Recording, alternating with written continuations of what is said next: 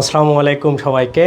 তো এই বছর সেকেন্ড টাইম অ্যাডমিশন দিয়ে আসলে আমাদের অ্যাডমিশনের ফ্রি লাইভ ক্লাসগুলোর যাত্রা শুরু হয়ে যাচ্ছে এবং আশা করি পুরো এই 8 থেকে 10 মাস আমরা প্রতিদিন ঠিক মাগরিবের নামাজের পরেই এই ক্লাসগুলো শুরু করে দিব। এবং আমি যেটা অলরেডি অ্যানাউন্সমেন্ট করে দিছিলাম যে আমরা হচ্ছে ইংরেজির মেমোরাইজিং পার্টগুলো নিয়ে আসলে প্রথমত কাজ করব, কারণ বেসিক ক্লাসগুলো আমরা অলরেডি একটা ক্লাসের মাধ্যমে আমাদের ইউটিউব চ্যানেলে আপলোড করে দিছি। সো তারই ধারাবাহিকতায় আজকে আমরা ইডিয়াম ফ্রেজ এই টপিকটা, যেটা থেকে সর্বোচ্চ পরিমাণে যে কোনো বিশ্ববিদ্যালয়ে প্রশ্ন চলে আসে, এই টপিকটা নিয়ে আমরা প্রথমত আজকের ক্লাসটা শুরু করে দিব। এবং এই পুরো জার্নিটাতে যেটা আমরা টোটাল 30টা ক্লাস নিব এবং এই 30টা ক্লাসে তোমাদের প্রায় এইখান থেকে 775টার বেশি ইডিয়াম ফ্রেজ সবগুলা কাভার হয়ে যাবে। এবং এই প্রত্যেকটা ইডিয়াম ফ্রেজ যদি তোমার জানা থাকে তাইলে এই ভার্সিটি খ অর্থাৎ তোমাদের জাহাঙ্গীরনগর বলো, তারপরে বিউপি বলো, রাজশাহী, চট্টগ্রাম, গুচ্ছ, যেখানেই পরীক্ষা দাও না কেন এর বাইরে ইনশাল্লাহ একটা প্রশ্ন আসবে না। তো মোটামুটি ধারণা করা যায় প্রত্যেকটা বিশ্ববিদ্যালয়ে 5 থেকে 6 মার্ক ইভেন তারও বেশি এই ইডিয়াম ফ্রেজ থেকে ডিরেক্টলি ইনডিরেক্টলি প্রশ্ন হয়ে থাকে। তো সবগুলা প্রশ্নই তোমরা এই সিরিজের প্রত্যেকটা ক্লাস করলে সুন্দর করে আশা করি কমন পেয়ে যাবা। তো তোমরা লাইভটা ঠিকঠাকভাবে দেখতে পাচ্ছ কিনা একটু জানায়া দাও, আর আমি নিজেও একটু চেক করি। আর হচ্ছে তোমরা এটাকে শেয়ার করে দিবা এবং তোমাদের যারা বন্ধু বান্ধব আছে এবং যারা সেকেন্ড টাইম প্রিপারেশন নিচ্ছে তাদেরকে আসলে আমাদের ক্লাসের কথাগুলো জানায় দিও। তো লাইন তোমরা সব ঠিকঠাক দেখতে পাচ্ছ কিনা এবং আমাদের কথা ঠিকঠাকভাবে শোনা যাচ্ছে কিনা একটু তোমরা কমেন্ট করে আমাকে জানাও। আর আমি একটু নিজেও চেক করে দেখি, যেহেতু আজকে আমাদের একটু প্রথম ক্লাসে আমরা এই চেকগুলো অবশ্যই করে নিব। এর পরবর্তীতে আশা করি ইনশাল্লাহ আমাদের আর কোনো প্রবলেম থাকবে না। ওকে, ঠিকঠাক আছে। এখন আমরা আজকে আমাদের ধারাবাহিকভাবে ক্লাসগুলা শুরু করে দিই। দেখো ইডিয়াম ফ্রেজ এটা হচ্ছে, তোমরা অনেকেই মনে করো এটা একটু মুখস্থ করার বিষয়, কিন্তু অ্যাকচুয়ালি এটা মুখস্থ করার বিষয় না। তো কেন না এবং কিভাবে এগুলাকে পড়তে হয় আমরা সেই বিষয়গুলো নিয়েই আলোচনা করব। তো আমরা এটাকে দুইটা ওয়েতে পড়াশোনা করব। দুইটা ওয়ে কি? প্রথমত আমরা এমনভাবে পড়ব যাতে করে আমাদের বেসিক জিনিসগুলো সুন্দর করে কাভার হয়ে যায়। বেসিক বলতে ধরো যে কোনো একটা মূল শব্দ, ওকে, সেই মূল শব্দটা কিভাবে আসলো, মানে এটার উৎপত্তিটা কি, এইটার ব্যাকগ্রাউন্ডটা সম্পর্কে আমরা জানবো, এবং এই বেসিক প্রশ্নটার আলোকে বিগত সালে কি প্রশ্নটা আসছে, বিগত সালের যে প্রশ্নটা আসছে সেইটাকে আমরা এক্সপ্লেইন করার ট্রাই করব। তার মানে আমরা ইডিয়াম ফ্রেজগুলোকে প্রশ্ন পড়ব এবং সেই প্রশ্নটা পড়ার সময় আমরা বেসিকগুলোও আলোচনা করব। এইভাবে আমরা টোটাল 775টা 30 দিনে, অর্থাৎ 30 দিনে 775টা আমরা সুন্দর করে আলোচনা করব। একদিনে আমরা 25টা করে প্রশ্ন সলভ করব এবং এটা একটা লম্বা জার্নি হবে। তোমরা 25টা করেই, মানে ওই দিন যতটুকু আমি পড়াবো ততটুকুই তোমরা সুন্দর করে পড়ার ট্রাই করবা। আর এই ক্লাসের পিডিএফটা কিভাবে পাবা, এই লাইভের কমেন্টে বা এই ভিডিওর কমেন্টে তোমরা চেক করলে আমাদের টেলিগ্রাম গ্রুপ দেওয়া আছে, ওইটাতে জয়েন করলে তোমরা এই ক্লাসের পুরো পিডিএফটা সুন্দর করে পেয়ে যাবা। ঠিক আছে, তো আমি তোমাদের একটু কমেন্টগুলো একটু দেখা ট্রাই করি। সব ঠিকঠাক দেখতে পাচ্ছ? ওকে, ঠিক আছে, সব ঠিকঠাক আছে।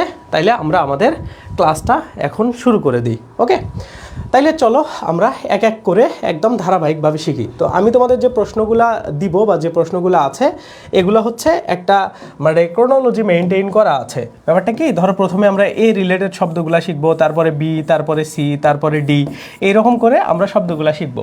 সো আমি যেগুলো পড়াবো এগুলো তোমরা তোমাদের যে কোনো বই থেকে, মানে তোমার কাছে যে বই থাক না কেন, তুমি যদি এই ধারাবাহিকভাবে ওই জিনিসগুলো পড়ো তাইলে তুমি মিল পাবা সবগুলোর সাথে। সো এমন কিছু না যে ধরো আমি এখান থেকে পড়াচ্ছি তুমি তোমার বই থেকে পড়তে পারবা না, বিষয় না, এমন না। ওকে, তার মানে আমরা এ রিলেটেড শব্দগুলা দিয়ে আজকের এই ক্লাসটাকে সুন্দর করে শুরু করে দিব। ওকে, তাহলে প্রথম প্রশ্নটা দেখো, এটা কুমিল্লা বিশ্ববিদ্যালয়ের আসা একটা প্রশ্ন। সেটা হলো কি এবিসি এর মানে অর্থটা কি, এটা হচ্ছে চাচ্ছে।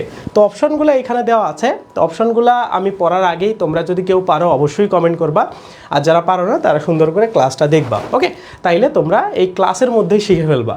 তো আমি তোমাদের একটা গ্যারান্টি দিব যে তুমি যখন এই 30টা ক্লাস করবা তখন তুমি প্রত্যেকটার ব্যাকগ্রাউন্ড জানবা এবং ব্যাকগ্রাউন্ড যেটার প্রয়োজন নাই সেটাকেও তুমি ইজিলি ক্লাসের মধ্যে কারেক্ট করতে পারবা। তার মানে ক্লাসে আমরা এই জিনিসগুলো একদম মাথার মধ্যে ঢুকায় নিব, নট মুখস্থ করব, ঠিক আছে? তাইলে ABC বলতে কি বোঝানো হয় দেখো তো, আমরা যখন কোনো একটা ইংরেজি শব্দ বা মানে ইংরেজির সাথে যখন কেউ পরিচিত হয় সর্বপ্রথম, তাকে কিন্তু প্রথমে এই অ্যালফাবেটগুলো ABCD এগুলো শেখানো হয়। তার মানে প্রাথমিক অবস্থায় কেউ যদি কোনো ভাষা শিখতে চায়, ধরো আমরা ইংরেজি ভাষা শিখতে গেছি, তাইলে আমাদের প্রথমে ABC শেখানো হবে। তার মানে এই কথাটা দ্বারা বোঝানো হচ্ছে যে আমাদের একটা প্রাথমিক জ্ঞান দেওয়া হয়, যে জিনিসটার মাধ্যমে সেটার একটা রূপক অর্থ বা সেটার একটা এইখানে মানে ব্যাকগ্রাউন্ড বেস একটা শব্দ এখানে দেওয়া আছে। তো এটাকে ভাঙলে আমরা পাই যে এটা একটা আমরা প্রাথমিক জ্ঞান অর্জন করার জন্য আমরা ABC পড়ি, যার কারণে এটার মানে অর্থটা হবে কি, এটার অর্থ হবে এটা প্রাথমিক জ্ঞান বা আমাদের একটা মানে একদম শুরুর দিকের একটা জ্ঞান। তাইলে আসো আমরা অপশনগুলো দেখি, অপশনগুলো এখানে কি কি দেওয়া আছে। দেখো 1 নম্বরে অপশন দেওয়া আছে অ্যাডভান্স নলেজ। মানে অ্যাডভান্স মানে কি, যেটা একদম উপরের লেভেলের নলেজ। তার মানে এটা কখনোই হবে না, অ্যাডভান্স লেভেলের আমরা নলেজ ABC দিয়ে নিই না, ওকে। তারপরে কি দেখো এলিমেন্টারি নলেজ মানেই হইল যে যেটা একদম প্রাথমিক অবস্থায় যে নলেজটা নেওয়া হয়। এলিমেন্টারি মানে হচ্ছে প্রাথমিক, ঠিক আছে? যারা এই অর্থগুলা জানো না তারা একটা নোট খাতা করে নিয়ে এই প্রত্যেকটা অর্থ মানে একটা নোট খাতা করবা তোমার একটা আলাদা পুরো অ্যাডমিশনে, যে পড়ার সময় যে অর্থটা তুমি পারবা না সেটা ওখানে নোট করবা। তো এলিমেন্টারি মানে হইলো প্রাথমিক আর নলেজ মানে হইলো জ্ঞান। তার মানে এটা হইলো এটার অপশন। তো বাকি অপশনগুলোকে আমরা দেখবো না, অবশ্যই দেখবো, যেগুলো অ্যান্সার না সেগুলোও কেন না সেগুলো দেখবো। তারপরে কি দেখো ইন্টারমিডিয়েট নলেজ, মানে তোমার একটা মাধ্যমিক লেভেলের নলেজ বা জ্ঞানের কথা বলা হইতেছে। তো এটা কি কখনো মানে মাধ্যমিক লেভেলে যাইতে পারে ABC? না, তার মানে এটাও ভুল। তারপরে দেখো প্রি ইন্টারমিডিয়েট, মানে একটা বিষয় খেয়াল করো যে তোমার নলেজের একটা এলিমেন্টারি পর্যায়ে আছে, মানে এটা একটা শুরুর পর্যায়ে আছে, ওকে। তারপরে তোমার নলেজের একটা মিডল পর্যায়ে আছে, মিডল পর্যায়ে আছে। এখন মিডল পর্যায়টাকে বলা হয় ইন্টারমিডিয়েট পর্যায়। এখন এই প্রি ইন্টারমিডিয়েট পর্যায়টা হইলো এই এলিমেন্টারি পর্যায় এবং এই মিডল পর্যায়ের এই অপশনটাতে বা এই জায়গাটাতে অবস্থান করে। তার মানে কি এটা কি হবে প্রি ইন্টারমিডিয়েট, মানে ইন্টারমিডিয়েটের আগে এই জায়গায় অবস্থানটা যদি হয় তাইলে কি একদম শুরুরটা বোঝাচ্ছে না, শুরুর পরেরটা কিন্তু এটা বোঝাচ্ছে, যার কারণে প্রি ইন্টারমিডিয়েট নলেজটাও হবে না। তার মানে এখানে কারেক্ট অ্যান্সার কি, কারেক্ট অ্যান্সার হইল বি, ঠিক আছে? যারা ঠিকঠাক অ্যান্সার করতে পারছো তাদের জন্য খুবই ভালো একটা জিনিস। আর একটা জিনিস কি, এটা আমরা যখন পড়তেছি তখন তোমাদের বেসিকগুলো তো কভার হইতেছে, পাশাপাশি প্রশ্ন সলভ হইতেছে। এইখানে তোমাদের 775টা প্রশ্ন সলভ হয়ে যাবে এবং বেসিক জিনিসগুলোও তোমরা জানতে পারবে, এর বাইরে মানে একটাও তোমাদের লাগবে না, ওকে। এবং এই 775টা আমি আমাদের ব্যাচে এই বছর পড়াইছিলাম গুচ্ছ থেকে। এখানে 5টা প্রশ্ন আসছে তোমাদের ইডিএম ফ্রেজ থেকে, এই 26 সালে 5টাই এই 575টা থেকেই কমন আসছে।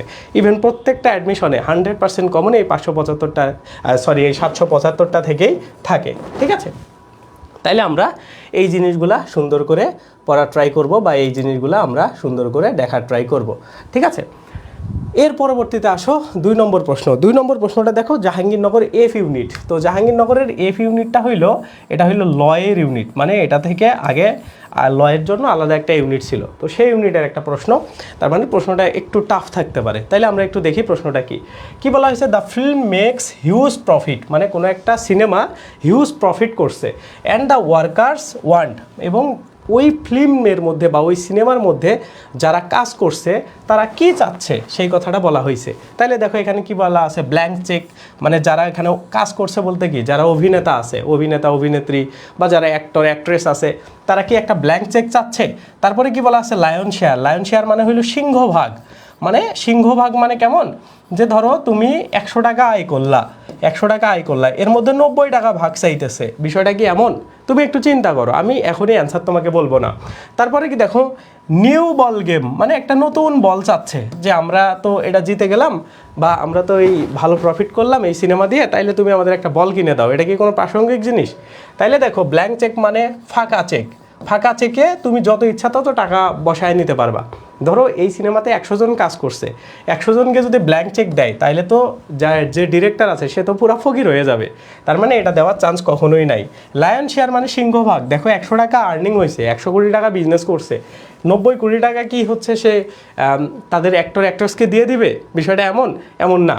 তার মানে এটা হওয়ার চান্স নাই। নিউ বলতে এটা তো প্রাসঙ্গিকই না। তার মানে কি দেখো স্লাইস অফ কেক শব্দের অর্থ হইল কোনো একটা লাভের অংশ কাউকে দিয়ে দেওয়া। মানে ব্যাপারটা কি দেখো, এটা একটা পুরো কেক, হ্যাঁ, এটা একটা পুরো কেক, ধরো এটা একটা পুরো কেক। স্লাইস অফ কেক মানে কি, ধরো কেকের এই এতটুকু অংশ তুমি কেটে নিচ্ছ, এইটুকু অংশ মানে কি, এই যে পুরোটা ধরো একটা লাভের অংশ, এই যে এটা পুরোটা একটা লাভ, ধরো এই লাভটাকে আমরা 90% লাভ ধরি, যে এটা হলো লভ্যাংশ। হ্যাঁ, এটা লভ্যাংশ এবং এই 10% এটাও একটা লভ্যাংশ।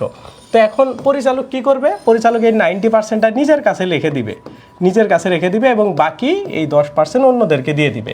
তো বিষয়টা এটা দ্বারা এটাই বুঝাইছে, স্লাইস অফ কেক দ্বারা বোঝাচ্ছে যে একটা কেকের কোনো একটা স্লাইস মানে কি, কোনো একটা অংশ, তার মানে এইখানে এটা অ্যাপ্রোপ্রিয়েটলি যাচ্ছে। কেন যাচ্ছে, কারণ আমরা যদি এটার অর্থটা দেখি যে একটা ভালো ফিল্ম বা একটা ফিল্ম হিউজ প্রফিট করছে, হিউজ প্রফিট মানে কি অনেক লাভ করছে, এবং দ্য ওয়ার্কার্স মানে এটাতে যারা কাজ করছে, অ্যাক্টর অ্যাক্ট্রেস, তারা কি চাচ্ছে, এ স্লাইস অফ কেক, মানে এই লভ্যাংশের অল্প কিছু তারা চাইতেছে।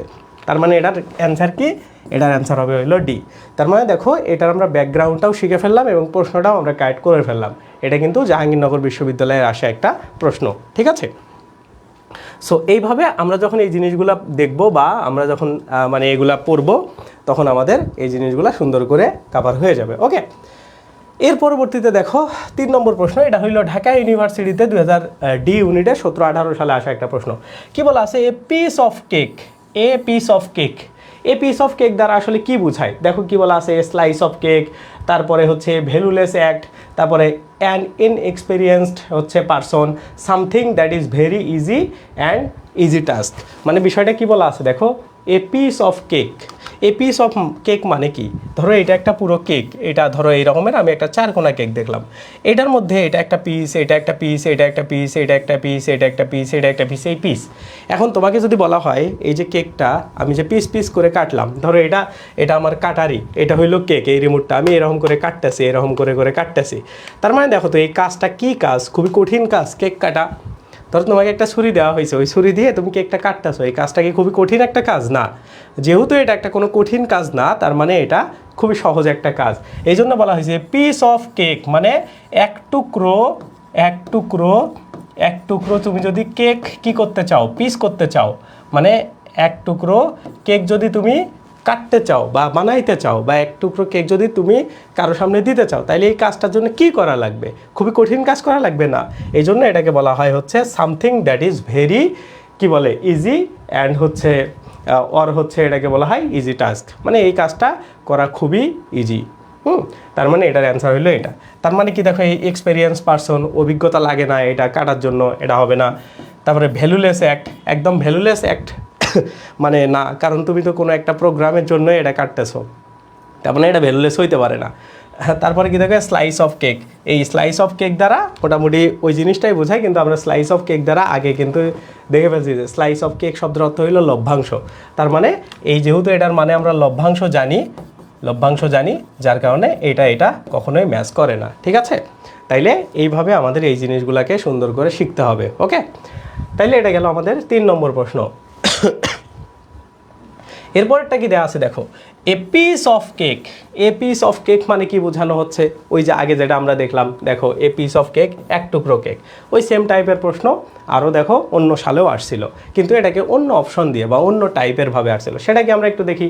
এইটা তোমরা অ্যান্সার করবা। দেখো কি বলা আছে, ভেরি মিল্ড পানিশড, তারপরে বলা আছে দেখো a task that can be accomplished very easy, তারপরে a hidden or secret strength, a result that is still unclear and go either away.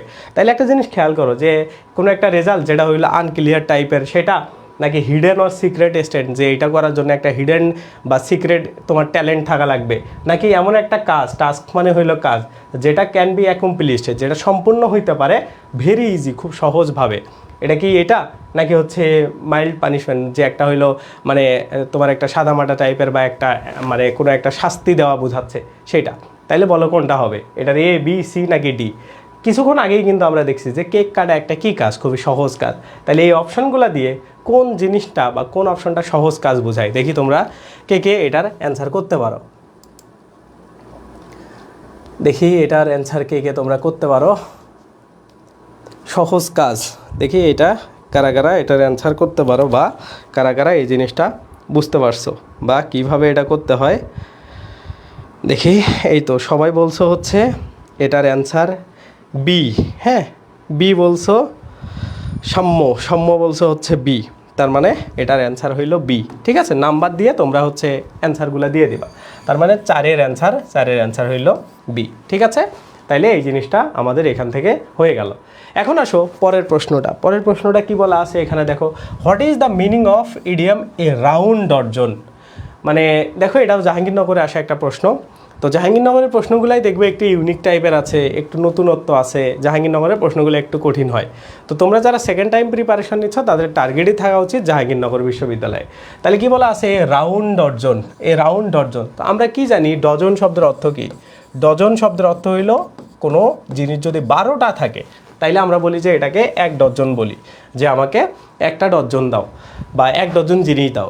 এখন দেখো রাউন্ড বলতে কি বোঝানো হয়, ধরো তোমাকে বলা হইলো যে 1 ডজন আমাকে এই জিনিসটা দাও, হ্যাঁ, বা ধরো তোমাকে বলা হইলো যে আমাকে 1 ডজন মানে কি দাও, ধরো আমাকে 1 ডজন কলম দাও, এরকম যদি তোমাকে বলা হয়, তার মানে তোমাকে কিন্তু একটা প্যাকেটের মাধ্যমে দিবে বা একটা প্যাকেজিং করে দিবে, হ্যাঁ, একটা প্যাকেজ আকারে তৈরি করে দিবে। এই প্যাকেজটা কিভাবে থাকে বলো তো দেখি, একটা রাউন্ড শেপের মধ্যে বা কোনো একটা ভাবে প্যাকেজিং তো করা থাকে। তার মানে এই প্যাকেজটাকে বলা যাবে কি একটা রাউন্ড। আর ডজন শব্দের অর্থ কি? ডজন শব্দের অর্থ হলো এই রাউন্ডটার মধ্যে 12টা জিনিস থাকবে। তাইলে দেখো তো এইখানে অপশনটা কি কি দেওয়া আছে, কি বলা আছে, a full dozen, a less than a dozen, a round about a dozen, a little more than a dozen. তার মানে একটা খেয়াল করো যে এ ফুল ডজন মানে কি? ফুল ডজন মানে এইটাতে হচ্ছে অবশ্যই 12টা জিনিস থাকবে, ঠিক আছে না? তার মানে যেহেতু ফুল ডজনের কথা বলা হচ্ছে, তার মানে এখানে অবশ্যই 12টা আছে, মানে একটা ডজন যতটুকু সম্ভব বা যতটুকু সংখ্যা দিয়ে একটা ডজন কমপ্লিট হয় সেই ফুল জিনিসটা থাকতে হবে। তার মানে অপশন অনুসারে এটাই ঠিক, বাকিগুলো দেখবা হবে না। লিটল লেস, কম থাকবে কি 12টার? না। তারপরে কি দেখো, রাউন্ড অ্যাবাউটের ডজন, অ্যাবাউট মানে কি প্রায়, এখানে প্রায় কি 12টা থাকবে, মানে একটা ডজনের মতো থাকবে না, এসব প্রায় কোনো কথা আসবে না, স্পেসিফিক কথা আসবে। এ লিটল মোর ডজন বা এ লিটল মোর এ ডজন, মানে একটু ডজনের থেকে বেশি, বিষয়টা কি এমন হবে না? এমনও হবে না। তার মানে এই যে সি ডি বি সবগুলাই ভুল, এখানে কারেক্ট অ্যান্সার হইল এ, কারণ একটা ফুল ডজন মানে এখানে ফুল 12টা জিনিস থাকবে, ঠিক আছে? তাহলে এই হচ্ছে আমাদের প্রশ্ন, বা এই হচ্ছে এই রাউন্ড ডজনের ব্যাকগ্রাউন্ড। ওকে, এটা হলো এই রাউন্ড ডজনের ব্যাকগ্রাউন্ড। এর পরবর্তী প্রশ্নটা দেখো, এটা ঢাকা ইউনিভার্সিটি সি ইউনিটে আসা একটা প্রশ্ন। কি বলা আছে, এই ডিমে ডজন, এটা খুবই চমৎকারভাবে মনে রাখবে এবং লাইফ টাইম তুমি এটাকে মনে রাখতে পারবা, এটা তুমি কখনোই ভুলবা না, আমি তোমাকে গ্যারান্টি দেবো। কেন দেবো জানো? এইভাবে এটাকে মনে রাখবা, এ ডিমে ডজন। ডিম মানে কি দেখো তো দেখি, ডিম মানে হইলো আন্ডে, আন্ডে মানে কি এগ, হ্যাঁ, মানে তুমি যে ডিম খাও সেই ডিম। একটা জিনিস মাথায় রাখবা যে পৃথিবীতে সবচাইতে সহজ কাজ হইলো ডিমের ব্যবসা করা, মানে ডিমের বিজনেস করা সবচাইতে সহজ কাজ। তার মানে এ ডিমে ডজন মানে মনে রাখবা যে কোনো একটা জিনিস যেটা খুব সহজে করা যায়। এখন সহজে যে জিনিসটা করা যায় সেটা কে করে? কমন মানুষজন, মানে সাধারণ মানুষজন, মোস্ট অফ দ্য পিপল, হ্যাঁ, সাধারণ লোকজন এই কাজটা সবচাইতে বেশি করে। তার মানে এই ডিমে ডজন, এই জিনিসটাকে ডিম দিয়ে মনে রাখবা, হ্যাঁ, যে ডিমে ডজনের এই যে ডিআইএমই ডিম, এই ডিম মানে হইলো খুবই সহজ একটা কাজ যেটা কমন পাবলিকরা করে। তার মানে অপশনের মধ্যে দেখবা কোন জায়গায় কমন লেখা আছে বা কমন টাইপের জিনিস, হ্যাঁ, সাধারণ সাদামাটা জিনিস, এটা দ্বারা কোন সেন্সটা, কোন জিনিসটা বোঝায়। তাইলে দেখো তো, সামথিং ভেরি কস্টলি, যেটা খুবই দামি, এটা কি না? তারপরে কি দেখো, সামথিং উই নিড, যেটা আমাদের খুবই প্রয়োজন বা যেটা আমাদের দরকারি। সহজ সাদামাটা জিনিস আমাদের দরকার হয় না, আমাদের মূল্যবান জিনিসগুলো সবচাইতে বেশি দরকার হয়, কারণ সাদামাটা জিনিসগুলো আমরা আমাদের আশেপাশে পাই, তার মানে এটাও না।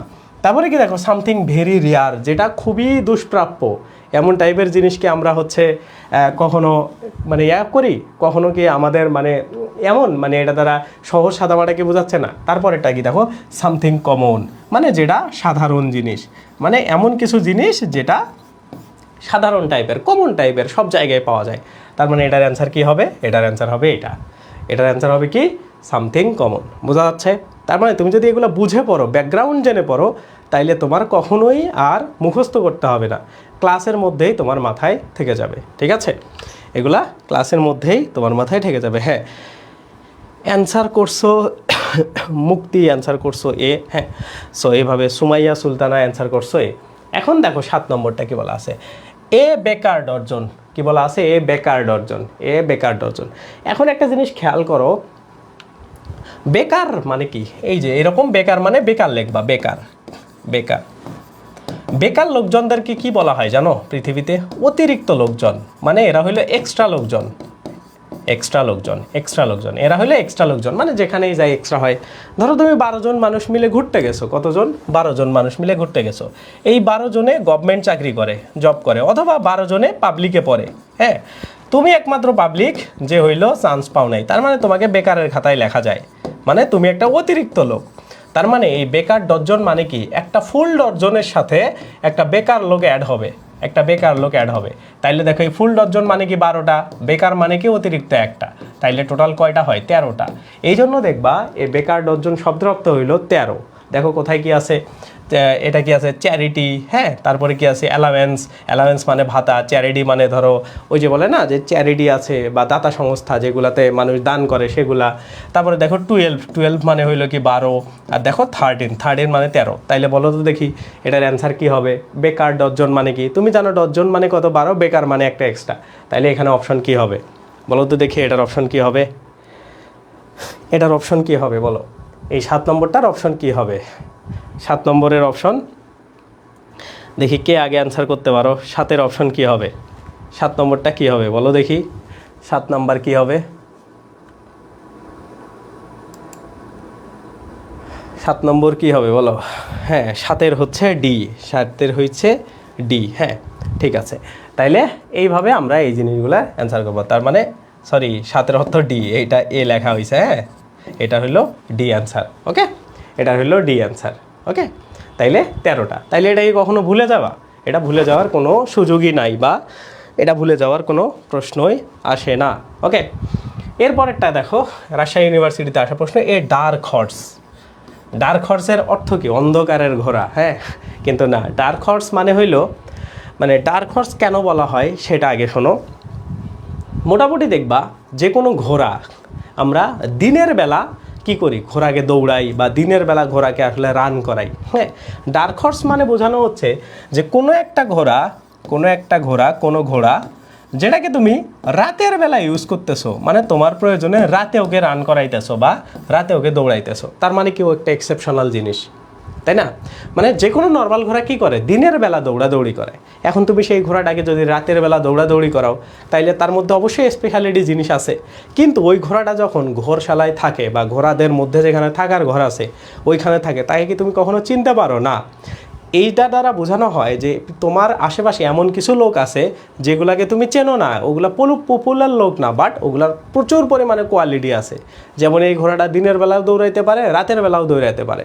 তার মানে এই ডার্ক হর্স শব্দের অর্থ মনে রাখবা যে এমন কোনো ব্যক্তি যার স্পেশালিটি আছে বাট তাকে কেউ চেনে না, মানে ফেমাস ব্যক্তি বাট সে আনফেমাস। বুঝছো বিষয়টা? তাইলে দেখো অপশনগুলা কিভাবে আসে। এ horse which is dark in colour, একটা ঘোড়া যেটা দেখতে কালো সেটা, এটা কখনোই হবে না। A person whose qualities are unknown, মানে একটা পারসন যার কোয়ালিটি, যার গুণগুলা কেউ জানে না, বা হচ্ছে আনফ্যামিলিয়ার, মানে তার গুণ আছে কিন্তু কেউ জানে না, তার মানে এটা হওয়ার চান্স আছে। ঠিক আছে, আমরা পরের অপশনগুলো দেখি। এ horse which was seen in darkness, একটা ঘোড়া যাকে রাতের বেলা দেখা যায়, এটাও কখনোই না। এ horse which has been kept in darkness, যেটা রাতের বেলায় রাখা হয় সেটা না। তার মানে অ্যান্সার হইলো এটার কি? অ্যান্সার হইলো এটার বি। তাইলে ঠিক আছে, এই ব্যাকগ্রাউন্ডটা সবসময় মনে রাখবা। আমি যে স্টোরিটা বলতেছি মনে করো এটাই রিয়েল স্টোরি, এগুলো কিন্তু রিয়েল স্টোরি না, এগুলো আমি তোমাদের বোঝার জন্য ক্রিয়েট করছি, প্রত্যেকটা বোঝার জন্য। ঠিক আছে, যাতে করে তোমার মাথায় খুব ভালোভাবে থাকে। এর মধ্যে কিছু রিয়েল স্টোরিও আছে, যেগুলো রিয়েল স্টোরি সেগুলা রিয়েল আমি বলে দেব। ঠিক আছে, বাট তোমরা এগুলোকে রিয়েল মনে করেই মাথায় রাখবা, তাইলে তোমাদের মাথায় সবসময় ভালো থাকবে বা তোমরা এই জিনিসগুলোকে বুঝতে পারবা। ওকে ওকে, এরপরে কি দেখো, সেমভাবে ডার্ক হর্স এটা হচ্ছে খুলনা ইউনিভার্সিটি সি ইউনিটে আসছিল। তোমরা যারা সেকেন্ড টাইম পরীক্ষা দিবা তারা তো এখানে পরীক্ষা দিবা। সো এটা আমরা একটু দেখি। দেখো কি বলা আছে, অপশন ভিন্ন ভিন্ন থাকে তো, যার কারণে একই প্রশ্ন আমরা 2-3 বার করেও পড়তে পারি। দেখো কি বলা আছে, এ হর্স ব্ল্যাক ইন কালার, একটা হর্স যার কালার হইল ব্ল্যাক, এটা কি না? আমরা তো আগেই দেখছি। তারপরে কি বলা আছে, অ্যান ইগনোর আনপ্লিসেন্ট পারসন, মানে একটা ইগনোরেন্ট এবং অপ্রীতিকর এমন একটা পারসন, মানে এমন একটা পার্সন যে অপ্রীতিকর মানে কি, যে তোমাকে স্বাচ্ছন্দ্য দেয় না, তাকে যারা ইগনোর করে, এমন টাইপের মানুষ আছে। ধরো কিছু লোকজন আছে না, যে সবার পিছনে লেগে বেড়ায়, সবাইকে ঝামেলার মধ্যে ফালায় দেয়, বা তোমাকে নিয়ে সবসময় মজা করে, এমন টাইপের পার্সন, এগুলাকে ইগনোর করা। এমন টাইপের কি বোঝায় ডার্ক হর্স দ্বারা? না। খারাপ মানুষকে কি বোঝায়? না। আমরা জানি ডার্ক হর্স দ্বারা এমন মানুষকে বোঝায় যার কোয়ালিটি আছে, কিন্তু সেই কোয়ালিটিগুলা কেউ জানে না, এমন টাইপের মানুষ। তাইলে দেখো এখানে কি বলা আছে, এ ম্যান ডাজেন্ট টক মাস, মানে এমন একটা মানুষ যে কথা কম বলে। ডাজেন্ট টক মাস মানে কি, সে কথা কম বলে, কথা বেশি বলে না। বাট সারপ্রাইজেস বাই আদার, মানে যে তার কাজকর্মের দ্বারা অন্যদের দ্বারা হিজ কোয়ালিটি, মানে তার গুণগত মান দ্বারা বা তার গুণ দ্বারা অন্যদেরকে অবাক করে দেয়। যে দেখো না, ক্লাসে এমন কিছু ছেলেপেলে থাকে যে যারা কথাবার্তা বলে না, বাট পরীক্ষাতে খুব ভালো মার্ক পায়, তার মানে তার কোয়ালিটি অনেক ভালো। তোমরা সবাই অবাক হয়ে যাও যে এ তো ক্লাসে কোনো কথাই বলে না, বাট টপ করলো কেমনে। সো এই টাইপের লোকগুলাকে বলা হয় হচ্ছে ডার্ক হর্স, মানে এদেরকে আমরা প্রেডিক্ট করতে পারি না, হ্যাঁ, কিন্তু ওরা অ্যাকচুয়ালি অনেক কোয়ালিটিফুল লোকজন। ওকে, তাইলে এটা হলো অ্যান্সার, আর নান অফ দেম তো এটা তো হবেই না, তার মানে অ্যান্সার হইলো সি। ওকে, তাইলে এই ডার্ক হর্সটা আমাদের ক্লিয়ার হয়ে গেল। এখন দেখো কি বলা আছে, এই প্রশ্নটা খুবই সহজ, বাট পরীক্ষাতে ভুল করে। কি বলা আছে দেখো, এই বেড অফ রোজ, আমরা জানি কি যে life is not a bed of rose, মানে লাইফ খুব আরামদায়ক না। আমরা কিন্তু এইটা শিখি। এখন এই শেখাটাই আমাদের এই প্রশ্নটাকে ভুল অ্যান্সার করায় দেয়। কেমনে করায় দেয় দেখো, প্রশ্নটা কিভাবে আছে, যে লাইফ হচ্ছে মানে আরামদায়ক না, মানে লাইফ হচ্ছে কঠিন, তাই না? আমরা তো এই সেন্টেন্সটা দ্বারা এটা শিখছি। তো এইখানে দেখো অপশনটাও দেওয়া থাকে হার্ডশিপ, মানে কি লাইফ খুব কঠিন। তো তোমরা কি করো, এটাকে দিয়ে আসো যে কারেক্ট হইলো এটা, কিন্তু অ্যাকচুয়ালি না, এটা ভুল অ্যান্সার। কেন জানো? কারণ তোমরা যে সেন্টেন্সটা শিখছো সেটা হইলো লাইফ ইজ নট এ, এরকম তোমরা শিখছো, life is not a bed of roses, হ্যাঁ, এইটা হইলো তোমরা শিখছো। এইটার মানে হইলো যে লাইফ কোনো সোজাসাপটা জিনিস নয়, কঠিন জিনিস। বাট এইখানে তোমাদের প্রশ্নটা কি আসছে দেখো, এ বেড অফ রোজ, মানে এইখানে কিন্তু নট কিছু নাই। যখন এই জিনিসটা থাকবে না, তখন এটা মানে কি হচ্ছে এমন যে লাইফ ইজ, মানে এই জিনিসটা যখন থাকতেছে না, তখন কি এটারও মানে এমন হচ্ছে যে লাইফ খুবই কঠিন? না। এই বেড অফ রোজ এই জায়গাটার মানে হইলো যে লাইফ, মানে এই জায়গাটার মানে হইলো সহজ, মানে সাদামাটা, খুবই আরামদায়ক, হ্যাঁ, খুবই হ্যাপি, এমন একটা লাইফ। কিন্তু যখন নট ছিল তখন বোঝানো হচ্ছে যে লাইফ আসলে হ্যাপি, বা লাইফ হচ্ছে মজাদার কোনো জিনিস না, এটা প্লিজেন্ট কোনো জিনিস না, এটা খুবই কষ্টদায়ক একটা জিনিস যখন এই নটটা ছিল। বাট এইখানে কি কোনো নট আছে? নাই। যার কারণে এ বেড অফ রোজ এই কথাটা যখন আছে, এটা দ্বারা কিন্তু বোঝাচ্ছে যে লাইফ শুধুমাত্র হাসি খুশিওয়ালা একটা জীবন। এই বেড অফ রোজ দ্বারা হাসি খুশি, আরামদায়ক, এমন টাইপের অর্থ প্রকাশ করে। তো টিচাররা জানে তোমরা উত্তেজনার বশে প্রশ্ন কমন পেয়ে গেছো, কি ভুল করতে পারো, যার কারণে কিন্তু এমন প্রশ্ন দিয়ে রাখে। তাইলে এটা যেহেতু হচ্ছে না, ট্যালেন্টেড তো হবে না, কমফোর্টেবল, এটা দেখো, এটা হওয়ার চান্স আছে। তারপরে কি দেখো, ওটলেস, মানে ওটলেস নাকি কমফোর্টেবল, তার মানে তুমি এটাকে কমফোর্টেবল দিয়ে দিতে পারো। ঠিক আছে? সো এই যে বিষয়গুলা, হ্যাঁ, যে মানে তোমাকে আগে বুঝতে হবে যে এই বেড অফ রোজ এটা কি অর্থে প্রকাশ পাচ্ছে, এই জিনিসগুলা তোমাকে খুব ভালো করে বুঝতে হবে। ঠিক আছে? এগুলা এইভাবে বুঝতে হবে। তার মানে এটার অ্যান্সার হইলো কি? এটার অ্যান্সার হইলো সি। ওটলেস মানে কি, এটা কি মূল্যহীন না, এমন না, ট্যালেন্টেড না, হার্ডশিপ না। ঠিক আছে? তার মানে প্রশ্ন ভালো করে বুঝতে হবে, টাইম নিয়ে তারপরে মেশাতে হবে। এরপরে প্রশ্নটা দেখো, এই যে life is not a bed of rose, এই যে এইখানে দেখো নট কিন্তু আছে। নট আছে মানে কি, যে লাইফ হইলো খুবই বেদনাদায়ক, হ্যাঁ, এটা দ্বারা বোঝাচ্ছে যে লাইফ হইলো খুবই বেদনাদায়ক। তাইলে দেখো লাইফ ইজ পেইনফুল জার্নি। ওকে, দেখি এর থেকে আমাদের ভালো অপশন আছে কিনা। Life is a bed of flower of other, না, এটা ফ্লাওয়ার না। Life is a bed of হচ্ছে ম্যারি গোল্ড, হ্যাঁ, এটা না। তারপরে নান অফ দেম, তো এটা তো না। তার মানে এটা যে লাইফ হইলো একটা পেইনফুল জার্নি। বুঝতে পারছো প্রশ্ন কীভাবে আসতে পারে? একই প্রশ্ন একটু টেকনিক্যালি ঘুরায় দিতে পারে। ঠিক আছে? তার মানে life is not a bed of rose মানে লাইফ হইলো খুবই পেইনফুল একটা জার্নি, এটা সুখের কোনো জিনিস না। যখন কি থাকবে, যখন এই নট লেখা থাকবে, ওকে? তাইলে এই জিনিসটা কিন্তু খুব ভালো করে মাথায় রাখতে হবে। ওকে, তাইলে 11 কি, 11 অ্যান্সার হইলো এ। ওকে, এরপরের অ্যান্সারটা তোমরা করো।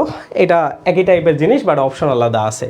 তাইলে এটা কি হবে দেখো, life is not a bed of roses. তাইলে এখানে নট আছে, তাইলে এটার অপশন কি হবে? লাইফ ইজ ইনকমপ্লিট, লাইফ কি অপরিপূর্ণ। তারপরে লাইফ ইজ কি বলা আছে? আনইভেন, মানে আনইভেন মানেও হচ্ছে কি বোঝা যায় যে এটা হচ্ছে মানে সোজা সাপটা না, উত্থান পতনের মধ্যে থাকে। মানে বা আনইভেন বলতে কি বোঝানো হয় যে মানে এটা হইলো মানে সহজ সরল সমান্তরাল না এমন, নাকি হচ্ছে লাইফ ইজ হার্ড, নাকি লাইফ ইজ নট পোয়েটিক। একটা জিনিস খেয়াল করো, সবগুলাই কিন্তু হওয়ার চান্স আছে, কিন্তু এইগুলার থেকে বেস্ট অ্যান্সার নিতে হবে। যে কোনো প্রশ্ন কারেক্ট করার সময় মানে তোমার অপশন যেগুলো থাকবে সেগুলো থেকে বেস্ট অ্যান্সার করতে হয়। তার মানে এমন কিছু এই টাইপের প্রশ্ন পাবা যেগুলোতে মনে হবে সবগুলোই তো হচ্ছে, মানে সবগুলোই তো লাইফের খারাপ অবস্থা প্রকাশ করতেছে। এর মধ্যে থেকে তোমাকে বেছে নিতে হবে কোনটা সবচাইতে বেশি খারাপ অবস্থা প্রকাশ করতেছে। ঠিক আছে, পরীক্ষাতে যখন তোমাকে একটা প্রশ্ন দেওয়া হয়, সেই প্রশ্নের শুধুমাত্র কিন্তু অ্যান্সার চাওয়া হয় না, সেই প্রশ্নের চাওয়া হয় বেস্ট অ্যান্সার। ঠিক আছে, তার মানে এগুলো সবগুলাই অ্যান্সার হবে, বাট বেস্ট অ্যান্সার কোনটা হবে তুমি সেটা ফাইন্ড আউট করো। ঠিক আছে, সো এই কথাটা কিন্তু মাথায় রাখতে হবে, এটা প্রত্যেকটা প্রশ্নের জন্য। হ্যাঁ, যে choose the best answer, not choose the answer. এই দুইটা কথার মধ্যে পার্থক্য রাখতে হবে। অ্যাডমিশনে মানে বেশ কয়েকটা প্রশ্ন, 2-3টা কনফিউজিং প্রশ্ন তোমাদের এরকম থাকবে, মনে হবে যে এটাও অ্যান্সার, যেটা দিবা সেটাই, কিন্তু এটা না। মানে যদি এরকম সবগুলো অ্যান্সার থাকে, ওগুলোর মধ্যে বেস্ট কোনটা হবে সেটা তোমাকে দিতে হবে। তাইলে দেখো, লাইফ ইজ হার্ড, লাইফ কঠিন, ওকে, আমরা একটা ধরে নিই। তারপরে লাইফ ইজ আনইভেন, ধরো এটা একটা অপ্রীতিকর। তারপরে ইনকমপ্লিট, অসম্পূর্ণ। তো এগুলোর মধ্যে বেস্ট ছিল এইটা। এখন দেখো এই যে কী বলা আছে, life is not poetic. Poetic মানে কি? কাব্যিক, কাব্যিক, তাই না? কাব্যিক, কাব্যিক। এখন একটা জিনিস খেয়াল করো, কাব্যিক লাইফটা কিন্তু খুবই কি বলা হয়, মানে সবচাইতে আনন্দের সর্বোচ্চ সীমানায় থাকা যায় কাব্যিক লাইফে। তার মানে যখন বলা হয়েছে নট পোয়েটিক, মানে এটা কোনো কাব্যিক লাইফ না, তার মানে কি এটা সবচাইতে কঠিন লাইফ, সবচাইতে।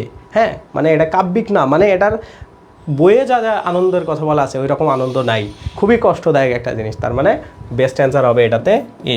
ঠিক আছে, এ, কারণ এখানে শুধুমাত্র হার্ড দেওয়া আছে। হার্ড আর কাব্যিক এই দুইটার মধ্যে তফাৎ আছে। হার্ড মানে ধরো মানে যে কোনো কিছু তোমার কাছে হার্ড মনে হইতে পারে, কাব্যিক হার্ড মানে বোঝো কি, যে এটা মানে এর উপর দিয়ে দুঃখ নাই। আমরা দেখবা আমাদের ইমোশনগুলো সবচাইতে যখন আমরা বিভিন্ন বইয়ে পড়ি বা বিভিন্ন মানে বই পড়তে কেন ভালো লাগে বা মুভি দেখতে আমাদের কেন ভালো লাগে, কারণ আমরা আমাদের বাস্তবিক লাইফে যত দুঃখ কষ্ট পাই, ওই দুঃখ কষ্টের আরও আপডেটেড ভার্সনগুলো আমরা বইয়ের মধ্যে, মুভির মধ্যে দেখতে পাই। তার মানে সবচাইতে বেশি দুঃখ কাব্যের মধ্যে দেখানো যায়, আমরা বাস্তবিক লাইফে দেখতেই পারি না, যার কারণে কিন্তু লাইফ ইজ হার্ডটা অ্যান্সার হচ্ছে না। ঠিক আছে, কারণ এইখানে যতটা কঠিনভাবে দেখানো সম্ভব কবিতার মধ্যে, সেই জিনিসটা আমরা ইজিলি দেখতে পাবো না।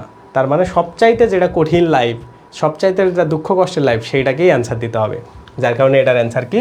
এটার অ্যান্সার হইল এ। ঠিক আছে, এটার অ্যান্সার হইল এ। এইভাবে এই জিনিসগুলা মাথায় রাখতে হবে। ঠিক আছে, ওকে। এখন আসো পরবর্তী প্রশ্ন। এই যে এ বেড অফ রোজেস, এটা তো আমরা কিছুক্ষণ আগেই দেখলাম যে যখন নট থাকবে না তখন কি হবে, আর যখন নট থাকবে তখন কি হবে। তাহলে দেখো এখানে কি নট নেই, নট নাই, তার মানে এটা দ্বারা একটা আনন্দদায়ক লাইফ এমন বোঝাচ্ছে।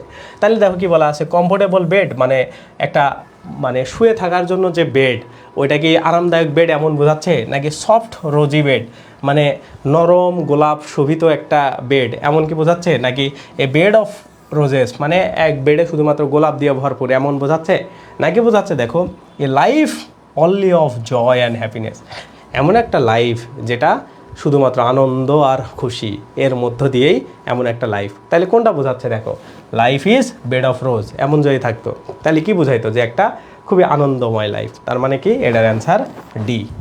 বোঝা গেছে? তাইলে এটার অ্যান্সার কী হবে? ডি। ওকে, এর পরবর্তীতে আসো। এর পরবর্তী কোশ্চেনটা কি বলা আছে দেখো, যে অ্যাওয়ার অফ হচ্ছে কন্ট্রারি থিংস, মানে কোনো একটা বিষয় যেটা সম্পর্কে মানে নিজেই নিজের বিপরীত অর্থ প্রকাশ করতেছে। মানে বিষয়টা কি, যে ধরো কোনো একটা জিনিসের মানে তোমাকে বলে দিচ্ছে না জিনিসটা ভালো নাকি জিনিসটা খারাপ, বলতেছে জিনিসটা ভালো আবার জিনিসটা খারাপও, মানে একই জিনিসের দুইটা রূপ আছে, ভালো দিকও আছে খারাপ দিকও আছে। এই জিনিসটাকে বলা হয় হচ্ছে অ্যাওয়ার অফ কন্ট্রারি থিং। মানে কোনো একটা জিনিসের ভালো দিকও যেমন আছে, এর খারাপ দিকও তেমনই আছে, খারাপ দিকও তেমনই আছে, খারাপ দিকও তেমনই আছে, দুইটা জিনিসই আছে। হ্যাঁ, ধরো তোমাকে বলা হয়েছে একটা আম, হ্যাঁ আমটা দেখতে সুন্দর বাট এটাতে ফরমালিন দেওয়া আছে, ভালো জিনিস দেখতে খুবই ভালো লাগতেছে, তুমি লোভে মনে করো খাইতে চাইতেছো, আবার ফরমালিন দেওয়া আছে, তার মানে ভালো খারাপ দুইটা দিকে আছে। এই দিকগুলোকে বলা হয় অ্যাওয়ার অফ কন্ট্রারি থিং, মানে নিজেই নিজের মধ্যে বিপরীত জিনিস এটা লুকায় রাখে। তাইলে দেখো এখানে কি হবে, অ্যালিভিয়েট। অ্যালিভিয়েট শব্দের অর্থ হইল কোনো কিছু উপশম করা, উপশম মানে কমানো, হ্যাঁ, কোনো কিছু জিনিস কমানো, অ্যালিভিয়েট করা বা দূর করে দেওয়া। ওকে, তারপরে কি দেখো, ডিসিমুলেটিং, মানে ওই যে ধরো সিমুলেট করা বলে না, যে সিমুলেট করা, ত্বরান্বিত করা। ডিসিমুলেট মানে কম ত্বরান্বিত করা বা এটাকে আস্তে ধীরে করে দেওয়া। তারপরে কি দেখো, অ্যাম্বিভ্যালেন্ট। অ্যাম্বিভ্যালেন্ট মানে হলো দ্ব্যর্থবোধক। দ্ব্যর্থবোধক শব্দের অর্থ হলো কি দুইটা অর্থ প্রকাশ পায়, হ্যাঁ, অ্যাম্বিভ্যালেন্ট টাইপের। তারপরে কি দেখো, সিমুলেট মানে এটাকে সিমুলেট করা, ত্বরান্বিত করা, এমন কি না। তাইলে কি এই যে এটার অ্যান্সার হইলো অ্যাম্বিভ্যালেন্ট, মানে যেটা দ্ব্যর্থবোধক, দুইটা অর্থই প্রকাশ পাচ্ছে।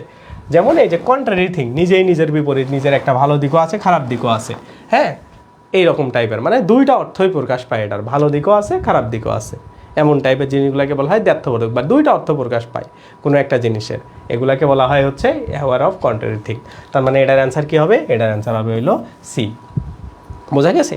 সো এইভাবে এই প্রশ্নগুলোকে আমরা শিখব বা এগুলার অ্যান্সার এইভাবে করতে হয়। ওকে, দেখে এটার কি অ্যান্সার করতে পারছিলা? ঠিক, সি, হ্যাঁ সি একজন অ্যান্সার করছো। এরপরেরটা তোমরা অ্যান্সার করো, এটা যশোর বিজ্ঞান প্রযুক্তির ডি ইউনিটে আসছিল। দেখি এটা তোমরা পারো কি না। এটা 15 নম্বর, অ্যাসিড টেস্ট এর অর্থ কী? অ্যাসিড টেস্ট, তো আমরা একটু অ্যাসিড টেস্ট সম্পর্কে আমরা একটু মানে ভাবার ট্রাই করি যে অ্যাসিড টেস্টটা কী, এবং যারা যারা পারবা এটা কমেন্ট করবা। অ্যাসিড টেস্ট, অ্যাসিড টেস্ট মানে কি? অ্যাসিড মানে কি, ধরো যে জিনিসটা খুবই ক্ষতিকর, দাহ প্রদায়ক একটা জিনিস, তাই না? টেস্ট মানে কি, যে কোনো একটা জিনিস অ্যাসিড দিয়ে তুমি একটা টেস্ট করতেছো, তার মানে এটা একটা কঠিন পরীক্ষা তুমি করতেছো, কঠিন পরীক্ষা তুমি এটাকে করতেছো, ঠিক আছে না? কঠিন পরীক্ষা একটা তুমি নিচ্ছ, অ্যাসিড টেস্ট মানে কঠিন একটা পরীক্ষা নিচ্ছ। এখন এই কঠিন পরীক্ষাগুলা আসলে কোথায় হয় বলো তো দেখি? কঠিন পরীক্ষাগুলো আমাদের বাস্তবিক লাইফে হয়, আমাদের দৈনন্দিন লাইফে হয়। এই টেস্টগুলো কিন্তু মানে এমন না ধরো সিনেমাতে যেগুলো দেখি ওগুলা কিন্তু রিয়েল অ্যাসিড টেস্ট না। তার মানে বাস্তবিক লাইফে, রিয়েল লাইফে যে টেস্টগুলো হয় সেগুলোকে বলা হয় অ্যাসিড টেস্ট। তাইলে এখানে দেখো সোর টেস্ট, সোর মানে কি, ধরো ওই যে এটা কি তিতো টেস্ট এমন টাইপের। তারপরে কি দেখো ডেঞ্জারাস টেস্ট, হ্যাঁ ডেঞ্জারাস টেস্ট বোঝায়, কিন্তু বাগধারাতে কিন্তু এটা দ্বারা ডেঞ্জারাস টেস্ট বোঝায় না। তারপরে কি দেখো এই যে এখানে আছে রিয়েল টেস্ট, আর একটা আছে কি পয়জনাস টেস্ট, পয়জনযুক্ত টেস্ট করা, হ্যাঁ বিষাক্তক টেস্ট। তারপরে কি দেখো রিয়েল টেস্ট, রিয়েল টেস্ট মানে কি আমাদের বাস্তবিক লাইফে যে টেস্টগুলো হয়, হ্যাঁ আমরা যে মনে করো তুমি যে পুরো এই যে পড়াশোনা করছো অ্যাডমিশন সিজনে করে লাস্ট গুচ্ছ পরীক্ষাটা দিলা, এই গুচ্ছ পরীক্ষার দিনটা ওই পরীক্ষার হলে তুমি কতটুকু আউটপুট দিতে পারছো, ওইটা ছিল তোমার রিয়েল টেস্ট, ঠিক আছে?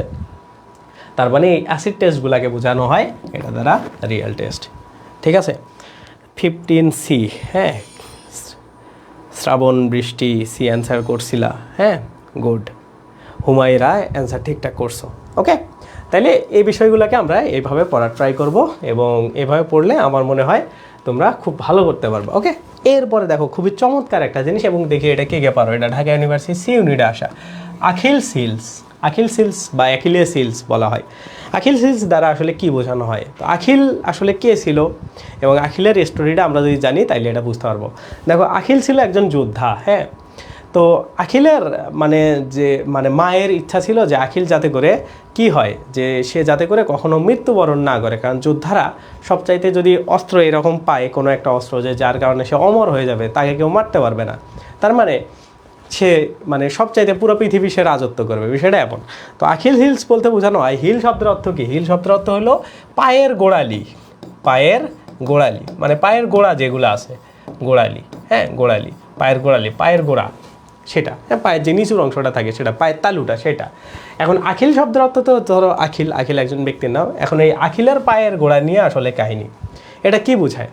তো এইরকম করে আখিলের মা দেবতাদের কাছে গেল, তারপরে দেবতারা তাকে বলল যে ঠিক আছে, তুমি যদি আখিলকে নিয়ে এই যে এইখানে যে পানিগুলা দেখতেছো এই পানিগুলোর মধ্যে তাকে যদি চুবাইতে পারো, তার বডির যেখানে যেখানে এই পানির চুবানি লাগবে সেখানে সেখানে অস্ত্র লাগলেও কোনো কাজ হবে না। মনে করো তাই গুলি না তো তীর দিয়ে দিল, বা ধরো তাকে বর্ষা নিক্ষেপ করা হইলো, বা এনিহাও যে কোনো অস্ত্র দিয়ে তার শরীরে আঘাত করা হইলো, সে কখনো কি করবে না, আহত হবে না, বা তার এটা কোনো ইফেক্টই করতে পারবে না। তো তার মা কী করে, আখিল তখন খুবই ছোট বাচ্চা, মানে একদম ছোট, 1-2 দিনের বাচ্চা, তার পা ধরে, তার একটা এই ধরো পা, এই যে একটা পা ধরে পানিতে চুবায় দেয়। এখন একটা জিনিস খেয়াল করো, আখিলের মা যখন আখিলের পাটা যেটা ধরে এরকম করে আখিলকে একবারই চুবানো যাবে, একবার পানির মধ্যে চুবায় দিছে। ধরো এই যে সাদা অংশটা দেখতেছো এটা পা, এইটা এরকম করে ঢুকায়া চুবায়া দিছে, এরকম করে পানির লেয়ার, এটা পানির লেয়ারের নিচ দিয়ে তুলে ফেলছে। এখন দেখো কি হয়েছে, আখিলের সব জায়গাতেই পানি ভরে গেছে, বাট এই যে সাদা অংশটা যেটা এরকম করে এই আঙ্গুল দিয়ে ধরেছিল সেটা কি ভিজাইতে পারছে? পারে নাই। এখন যেহেতু এই আঙ্গুল দিয়ে সাদা অংশটা ভেজাইতে পারলো না, আখিলের উইক পয়েন্ট এটা হয়ে গেছে। মানে এই জায়গাতে যদি আখিলকে কেউ আঘাত করে তাইলে আখিল মৃত্যুবরণ করতে পারে। আখিলে যদি এই জায়গাতে ছুরি দিয়ে আঘাত করে, বর্ষা নিক্ষেপ করে, তীর মেরে দেয়, তাইলে আখিল মারা যাবে। তো এই আখিল হিল দ্বারা বোঝানো হয় যে আখিলের পায়ের গোড়ালিতে কেউ যদি আঘাত করে তাইলে সে মৃত্যুবরণ করবে। তার মানে এটা দ্বারা একটা উইক পয়েন্ট বোঝানো হয়। হ্যাঁ, বা ধরো একটা বড় ঘটনার মধ্যে একটা খুবই খারাপ জিনিস বোঝায় যেটা দ্বারা ওই ঘটনাটা পুরোটা চেঞ্জ হয়ে যাইতে পারে। তাইলে আসো আমরা এখন অপশনগুলো দেখি। আখিল হিলের এই হচ্ছে কাহিনী। তাইলে দেখো কি বলা আছে, মিরর ফল্ট মানে মাইনর ফল্ট। মাইনর ফল্ট বলতে মাইনর মানে হইলো ছোটোখাটো কোনো ভুল। এটা কি কোনো ছোটোখাটো একটা ভুল না। আখিলকে যদি এমনিতে পানিতে ছেড়ে দিত, দিয়ে যদি পরে তুলে ফেলতো তাইলে ঠিক হইতো, তাইলে ওর পুরো বডিতে পানি ঢুকে যাইতো। তার মানে এটা কোনো মাইনর ফল্ট না, এটা বড় সড়ো একটা ফল্ট করছিল। তারপরে কি দেখো, দ্য ফল্ট, কোনো একটা ফল্ট হুইচ ইজ স্মল, মানে the fault which is small, কোনো একটা ভুল যেটা খুবই ছোট, বাট ক্যান কজ, যেটা একটা বড় কারণ হইতে পারে। তার মানে দেখো এটা হওয়ার চান্স আছে। আমরা এখনই কজ এ পার্সন ফল, মানে একটা মানুষের পতন হওয়ার কারণ হইতে পারে। ঠিক আছে, তার মানে এটা কি বলছে, এমন একটা ফল যেটা স্মল, মানে কোনো একটা, মানে কি বলা যায়, কোনো একটা ফল্ট মানে কোনো একটা ভুল যেটা খুবই ছোট, বাট এটা কারণ হইতে পারে একটা মানুষের পতন হওয়ার জন্য। মানে পতন মানে কি, একটা মানুষের মৃত্যু হওয়ার জন্য এটা যথেষ্ট। তার মানে এটা দ্বারা কিন্তু আমরা যে সেন্সটা বা যে গল্পটা পড়লাম বা জানলাম ওইটার সাথে এই সেন্সটা মিলে যাচ্ছে। আমরা এখন বাকি অপশনগুলোও দেখবো। কি বলা আছে, হিল অফ আখিল, আখিলের কি পা বোঝাচ্ছে? অ্যাকচুয়ালি কি এটা বোঝাচ্ছে না, মানে কিন্তু আলাদা আছে। তারপরে কি দেখা আছে, দ্য ফল্ট অফ আখিলস, আখিলের কি এটা ফল না, তার মানে এটাও হবে না, এটাও হবে না, এটাও হবে না। অ্যান্সার হইল বি, যে এমন একটা ফল্ট বা এমন একটা ভুল যেটা ছোট ভুল, বাট এই ছোট ভুলের কারণে কি হইতে পারে, একটা মানুষের পতন হয়ে যাইতে পারে বা সেই মানুষটা মৃত্যুবরণ করতে পারে। তার মানে আখিল হিলস দ্বারা এটা বোঝায়। বোঝা গেছে? তাইলে এটা গেল হচ্ছে আখিল হিলের বিষয়, বা এটা গেল হচ্ছে আখিল হিলের মানে বেসিক বিষয়। ওকে, তারপরে আসো 17 নম্বর প্রশ্ন। এটা কি বলা আছে, এই যে আখিল হিল, এটা দেখো বিসিএসে আসা প্রশ্ন, তোমাদের পরীক্ষাতে এই প্রশ্নটা আসতে পারে। আখিল হিল যে এটা দ্বারা আসলে অ্যাপ্রোপ্রিয়েট মিনিং কোনটা বোঝায়। কি বলা আছে দেখো, মেইন পয়েন্ট, আখিল হিল দ্বারা কি মেইন পয়েন্ট বোঝায়, ইম্পর্টেন্ট ইস্যু, গুরুত্বপূর্ণ ইস্যু বোঝায়, নাকি হচ্ছে টার্নিং পয়েন্ট, এটা একটা টার্নিং পয়েন্ট, হ্যাঁ এটাকে বোঝায়, নাকি হচ্ছে কি বলা আছে ভালনারেবল পয়েন্ট অর হচ্ছে weak point of a person. তার মানে কি দেখো কোনটা কারেক্ট হইতে পারে, মেইন পয়েন্ট না, এটা মূল পয়েন্ট হইতে পারে না, ইম্পর্টেন্ট একটা ইস্যু হইতে পারে, বাট এর থেকে ভালো অপশন আছে কিনা আমরা দেখবো। টার্নিং পয়েন্ট হবে না। তারপরে কি দেখো ভালনারেবল পয়েন্ট, ভালনারেবল মানে ক্ষতিকর, যেটা তোমার লাইফ নিতে পারে, এমন টাইপের জিনিসগুলোকে বলা হয় ভালনারেবল। তার মানে এটা খুবই ক্ষতিকর একটা পয়েন্ট। ওকে, এটা ঠিক আছে। অথবা দেখো উইক পয়েন্ট, একটা দুর্বলতা মানুষের, weak point of a person, একটা পার্সনের বা ব্যক্তির দুর্বল জায়গা। তার মানে অ্যান্সার হইলো কি, এটার অ্যান্সার হইলো ডি। ঠিক আছে, তাহলে এইভাবে আমরা এই জিনিসগুলোকে ক্লাসের মধ্যেই পড়বো, যাতে করে আমাদের মাথায় সবসময় এই জিনিসগুলা থেকে যায়। ওকে, এর পরবর্তীতে দেখো এটা কি বলা আছে যে Adobe of god. Adobe of god শব্দের অর্থ কী? হ্যাঁ, এখন জিনিস খেয়াল করো যে অ্যাডোবি অফ গড দ্বারা বেসিক্যালি বোঝানো হয় যে গড যে জায়গাটাকে সজ্জিত করছে, অ্যাডোবি করছে, বানাইছে নিজের হাতে। এখন গড নিজের হাতে কোন জায়গাটাকে সজ্জিত করছে, আরও সুন্দর করে বানাইছে বলো তো? স্বর্গকে, তাই না? স্বর্গকে। তাইলে দেখো নিচে যেটা স্বর্গ অ্যান্সার সেটা। তাইলে কি বলা আছে, হোম অফ গড, গডের বাড়ি না, হ্যাভেন, এই যে হ্যাভেন মানে হইলো স্বর্গ, গার্ডেন বাগান, রেসিডেন্ট মানে বাসস্থান না, এগুলো না। তার মানে অ্যান্সার হইলো কি বি হইলো অ্যান্সার। ঠিক আছে, তার মানে অ্যান্সার কি, অ্যান্সার হইলো বি। তো এটা একটা জব পরীক্ষার প্রশ্ন, তারপরে যেহেতু আমাদের কাছে আসছে আমরা পড়ছি। এরপরে দেখো ঢাকা ইউনিভার্সিটি বি ইউনিটের একটা প্রশ্ন আবার, অ্যাবসোলিউট জিরো। হ্যাঁ, অ্যাবসোলিউট জিরো এর শব্দের অর্থ কী? অ্যাবসোলিউট জিরো শব্দের বাংলা অর্থ হইলো পরম তাপমাত্রা। হ্যাঁ, পরম তাপমাত্রা। অ্যাবসোলিউট মানে হইলো কি পরম, আর মানে তাপমাত্রা, এটা দ্বারা পরম তাপমাত্রা বোঝায়, তাপমাত্রা। এখন পরম তাপমাত্রা বলতে কি বোঝানো হয়, মানে অ্যাবসোলিউট মানে একেবারে, হ্যাঁ একেবারে জিরো, মানে একদম জিরো লেভেলের, যেটা সর্বনিম্ন স্থান। অ্যাবসোলিউট মানে বোঝানো হয় যে একদম এর নিচে আর কোনো কিছু নাই, হ্যাঁ, মানে না যে অ্যাবসোলিউটলি ফাইন, হ্যাঁ, তার মানে কি এটা একদম চমৎকার, মানে ফাইনের সর্বোচ্চ লেভেল। তার মানে অ্যাবসোলিউট জিরো মানে এর নিচে আর কখনো যাইতে পারবে না। সেটা কি বলা হয়েছে দেখো, 0 degree Celsius -27 degree Celsius temperature, নাকি হচ্ছে 0 মার্ক ইন এক্সাম, পরীক্ষাতে তুমি 0 মার্ক পাইছো সেটা, নাকি লোয়েস্ট নাম্বার, কোনটা বোঝায়? ঠিক আছে, এই প্রশ্নটা জানার জন্য তোমাকে একটু ইনফরমেটিভ হইতে হবে। ইনফরমেটিভটা কি দেখো, অ্যাবসোলিউট জিরো দ্বারা বোঝানো হয় হচ্ছে মানে 0 ক্যালভিনকে, হ্যাঁ 0 ক্যালভিনকে। যারা তোমরা সায়েন্সে পড়ছো বা যাদের একটু আইডিয়া আছে বিজ্ঞান সম্পর্কে, তারা এই বিষয়টা বুঝতে পারবা। তো এই যে -20 এরকম করে -273 মানে 273, এই যে -273 ডিগ্রি সেলসিয়াস তাপমাত্রা, এই সেলসিয়াস তাপমাত্রাটাকে বলা হয় হচ্ছে 1 ক্যালভিন। এটাকে বলা হয় 1 ক্যালভিন। মানে এর নিচে যদি মনে করো মানে তাপমাত্রা যাইতে পারে না, মনে করো একটা তাপের বা একটা মানে কি বলা হয় একটা তাপমাত্রার লেভেল কত সর্বনিম্ন যাইতে পারে, এটা যাইতে পারে 0-র নিচে। কিন্তু দেখো এই যে আমরা যখন 0 ডিগ্রি দেখলাম, 0 ডিগ্রির থেকেও কিন্তু ছোটো মান কিন্তু 273, -273, এটা তো তোমরা সবাই জানো। এই যে জিরোটা একটা কি, জিরোটা কি দেখো তো, জিরোর এই পাশে আছে +1, এ পাশে হইলো +2, হ্যাঁ এরকম +3 এরকম আছে, আর এই পাশে -1, -2, -2, -3 এরকম করে তো পিছনের দিকে আসে।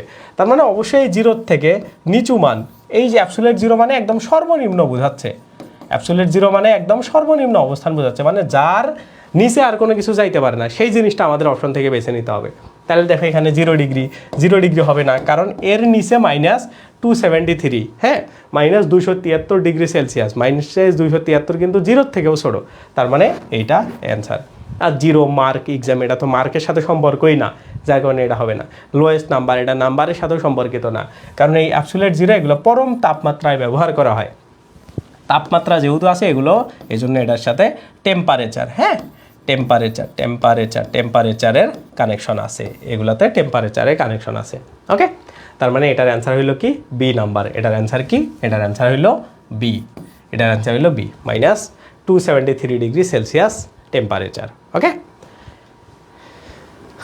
ওকে, এর পরবর্তীতে দেখো রাজশাহী বিশ্ববিদ্যালয়ে একটা প্রশ্ন, এই যে এটা তো তোমরা অনেকবারই শোনো, এ বোল্ড ফ্রম দ্য ব্লু, মানে এটা হইলো একটা বাগধারা, হ্যাঁ মানে এটা বাগধারা না, এটা প্রবাদ বাক্য, প্রভাব বলা হয় এগুলাকে।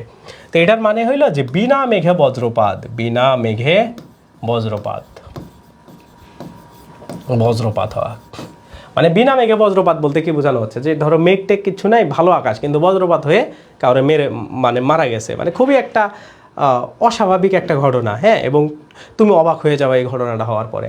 তাহলে দেখো কি বলা আছে, যেটা অপ্রত্যাশিতভাবে ঘটে, হ্যাঁ, তাহলে দেখো এই দেখো আনএক্সপেক্টেড গিফট, তারপরে কি বলা আছে কমপ্লিটলি আনএক্সপেক্টেড ক্লামিটি। কমপ্লিটলি মানে একদম পুরোপুরি, আনএক্সপেক্টেড মানে অপ্রত্যাশিত, আর ক্লামিটি মানে হলো বিপর্যয়। তার মানে কি একটা আনএক্সপেক্টেড বিপর্যয় যখন ঘটে সেটাকে বলা হয় এ বোল্ড ফ্রম দ্য ব্লু। ঠিক আছে, তারপরে কি দেখো এখানে বলা আছে আনফরচুনেট অকারেন্স, মানে একটা অপ্রত্যাশিত ঘটনা, অকারেন্স মানে কোনো একটা ঘটনা বা কোনো একটা খারাপ ঘটনা হওয়া, এটা তার মানে এটা অ্যান্সার কি হবে বি। বাকিটা দেখো আনএক্সপেক্টেড পারসন, এটা হয় না, আনএক্সপেক্টেড প্লেস বা জায়গা, হ্যাঁ অপ্রত্যাশিত জায়গা, অপ্রত্যাশিত মানুষ, এটা দ্বারা এই সেন্স মেক করে না, এটার সেন্স মেক করে হইলো বি নম্বর দ্বারা।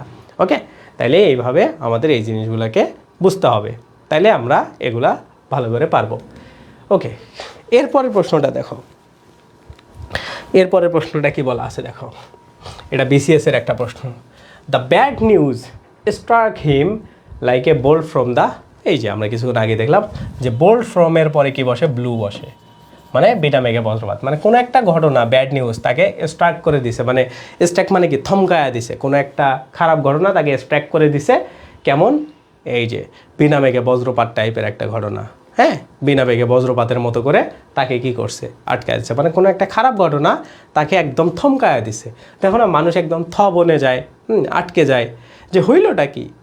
তো এইরকম টাইপের ঘটনাটাকে একটা বিনা বেগে বজ্রপাতের সাথে তুলনা করা হয়েছে এই সেন্টেন্সে। তার মানে এটার অ্যান্সার কি, এটার অ্যান্সার হইলো এই যে ব্লু, এটার অ্যান্সার হইলো ব্লু।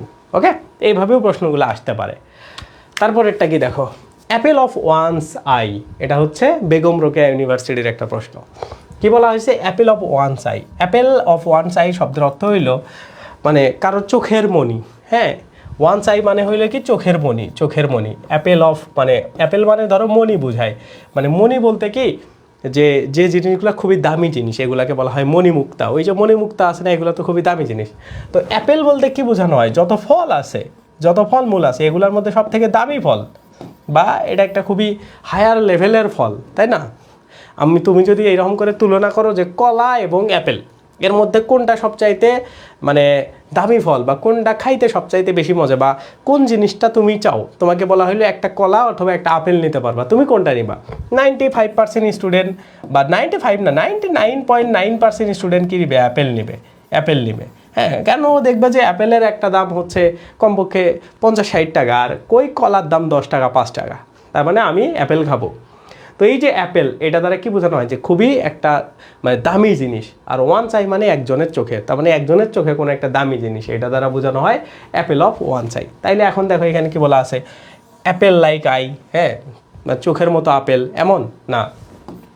বিগ আই মানে এই যে আপেল ধরো এত বড়, তার মানে তোমার চোখ কি এত বড় হবে? না। তারপরে কি দেখো, অ্যাপেল কালার আই মানে আপেল কালারের তোমার চোখ, এমন বোঝাচ্ছে? এটা কখনো সম্ভব না।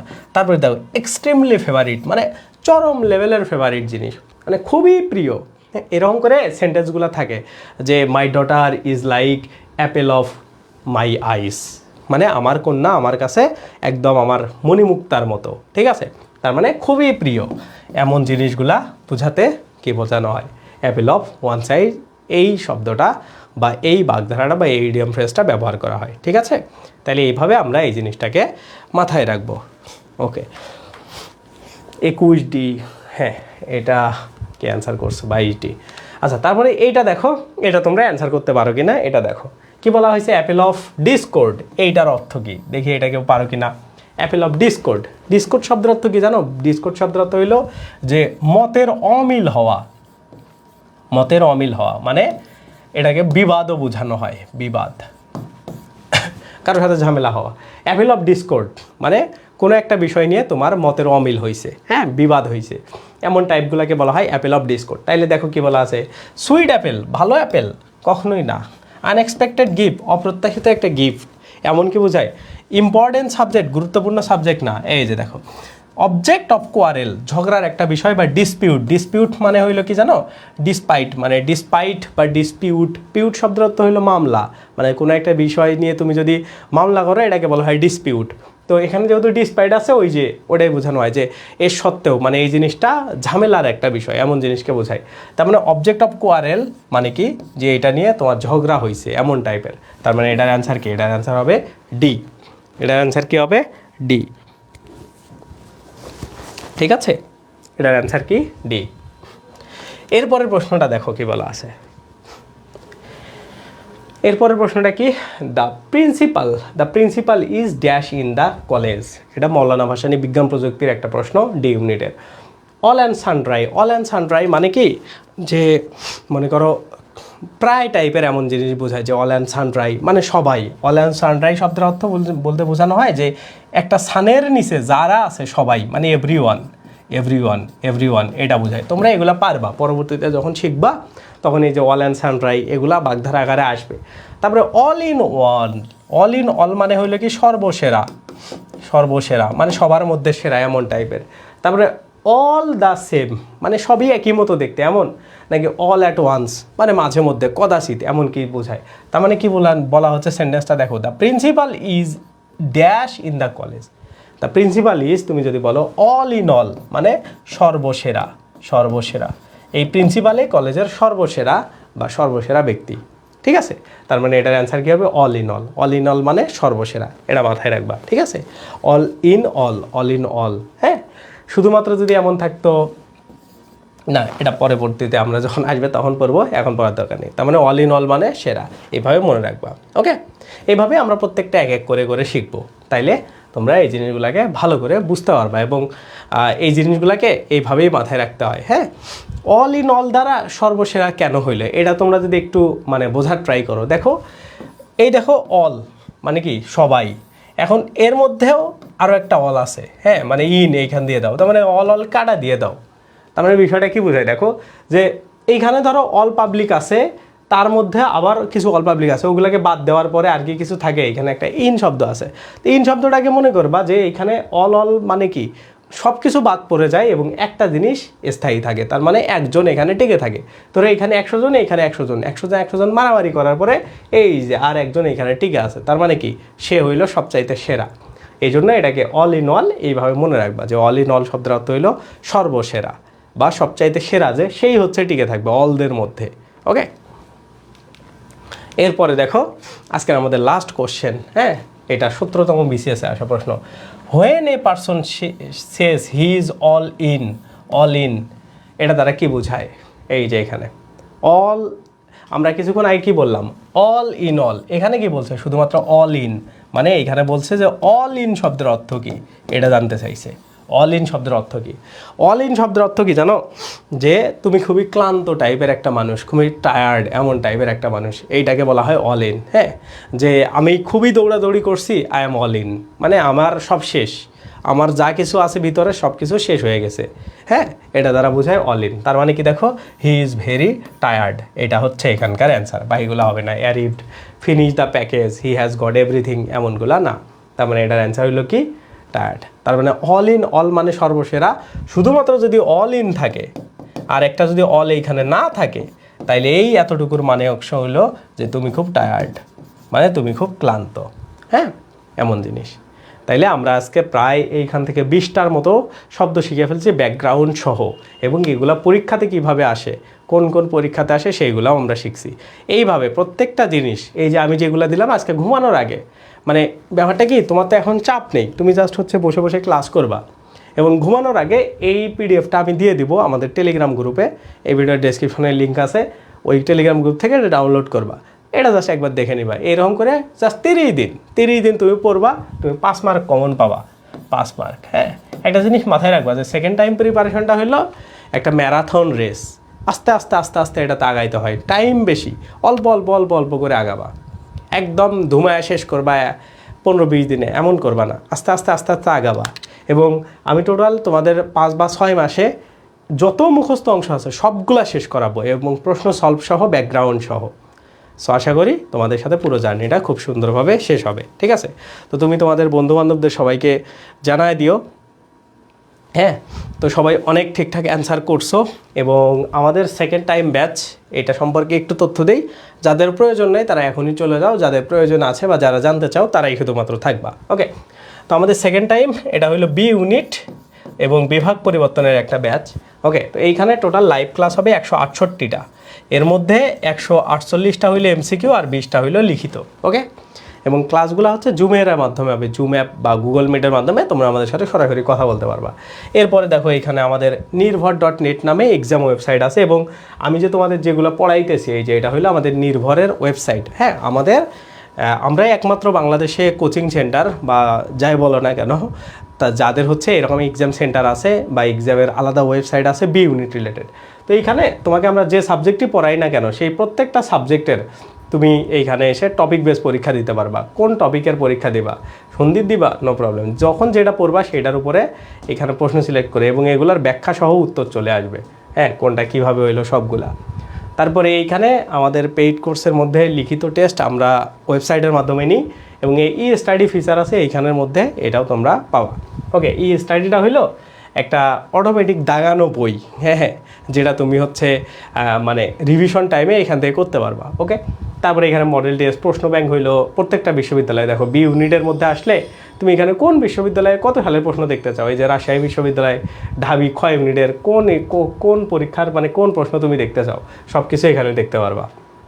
সব বিশ্ববিদ্যালয়ে যে বিউপির ইংলিশ ভার্সনের প্রশ্ন, হ্যাঁ, এই যে এইখানে FASS FSSS, এবং এটার মধ্যে পরীক্ষা দিয়ে কে কত মার্ক পাইছে, তুমি চাইলে এখানে পরীক্ষা দিতে পারবা, এবং সেগুলো সাবমিট করলে কয়টা ঠিক কয়টা ভুল সব কিছু ডিটেলস দেখতে পারবা। সো এমন টাইপের ফিচারগুলো আমাদের এই ওয়েবসাইটের মধ্যে আছে। তো এগুলা তোমরা অ্যাক্সেস পাবা, এক্সাম সার্ভিস। এইখানে 3.5 লাখের বেশি প্রশ্ন আছে, যেগুলা তোমার মানে প্রিপারেশন নেওয়ার জন্য একটা বেস্ট জায়গা হইতে পারে। আবার এইখানে দেখো অ্যাকিউরেসি, মানে তুমি কত মার্ক পাইছে এই সপ্তাহে, তোমার র্যাঙ্কিং কত, অ্যাকিউরেসি কত, সব দেখতে পারবা। তারপরে তোমার প্রোফাইল অপশনে গেলে তুমি সাবজেক্ট ট্র্যাক করতে পারবা, কোন সাবজেক্টে ভালো করতেছো, কোন পরীক্ষায় কত মার্ক পাইছো, হ্যাঁ কোন পরীক্ষায় তোমার ভালো করা উচিত, তোমার র্যাঙ্ক কত, সব কিছু তুমি এখান থেকে দেখতে পারবা। সো এই নানান ফিচারগুলো তোমরা আমাদের ওয়েবসাইটে পাবা। তো এটা গেল হচ্ছে আমাদের এক্সাম হচ্ছে এক্সাম নিয়ে রিলেটেড কথাবার্তা। আর ক্লাস তো দেখতেইছো, ক্লাসের কোয়ালিটি। তোমরা যদি ফ্রি ক্লাস দেখতে চাও, যেমন হইলো এই যে ইংরেজির ওয়ান শট, এই যে আমাদের নির্ভরে তো আমি দেখাইলাম, এই যে এইখানে আসলে তুমি ফ্রিতেই সব কিছু দেখতে পারবা। সো এগুলা তুমি দেখে দেখে তারপরে ভর্তি হইতে পারো। তো আমাদের কোর্স ফি হচ্ছে 3100 টাকা, বর্তমানে 2400 টাকা ছাড়ে। তুমি ভর্তির জন্য এই যে এই নাম্বারে স্ক্রিনশট নিয়ে আমাকে একটা হোয়াটসঅ্যাপে নক দিতে পারো, অথবা পেজে নক দিলেও হবে। তো এটার ক্লাস শুরু হচ্ছে 10 এপ্রিল থেকে। ওকে, তো আমরা তোমাদের বেসিক্যালি 4 মাস প্রথমত A to Z, মানে এইচএসসি পরীক্ষার আগে যে টাইমটা আছে তার মধ্যে আমরা একবার সবগুলো শেষ করব, বাংলা, ইংরেজি, জিকে, ম্যাথ, আইকিউ, যাতে করে জাহাঙ্গীরনগরের জন্য তোমরা সবার চাইতে আগায় থাকো। তারপরে এইচএসসি পরীক্ষা হয়ে গেলে আবার আমরা রিভিশন পেজে যাব। সেই ব্যাচটা খুবই একটা কমপ্লিট ব্যাচ, এবং একবার ভর্তি হলে পুরো অ্যাডমিশন তোমরা আমাদের সাথে থাকতে পারবা। ঠিক আছে, তো এটা হচ্ছে এখানকার আমাদের কথাবার্তা। আজকের লাইভটা এ পর্যন্তই। তোমরা যারা ক্লাস করলা তারা সবাইকে জানায় দিও, তোমাদের যারা পরিচিত আছে, এবং এটা শেয়ার করে তোমরা তোমাদের প্রোফাইলে রাখতে পারো। আর আমি পিডিএফটা আমাদের টেলিগ্রাম গ্রুপে দিয়ে দিব। আল্লাহ হাফেজ, সবাই ভালো থাকবা, সুস্থ থাকবা। আজকের লাইভ এ পর্যন্তই, দেখা হবে নেক্সট ক্লাসে।